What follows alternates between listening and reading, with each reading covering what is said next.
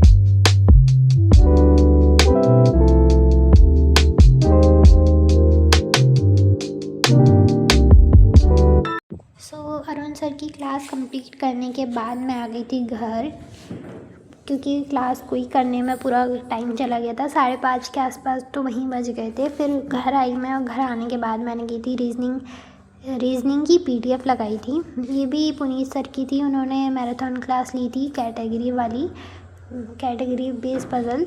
तो वही किया मैंने। वो भी 5-6 घंटे की क्लास थी, पर उसको मैंने आज PDF से निपटा लिया था क्योंकि काफ़ी टाइम भी हो गया था और मेरे को क्वेश्चन भी करने थे। फिर उसके बाद मैं इंग्लिश की क्लास भी थी, तो ये कर लिया मैंने, उसको 2 घंटे में कर लिया था। फिर उसके बाद मैंने की थी वरुण चित्रा सर की क्लास, उन्होंने ली थी वोकैब बेस्ड क्वेश्चन वाली क्लास।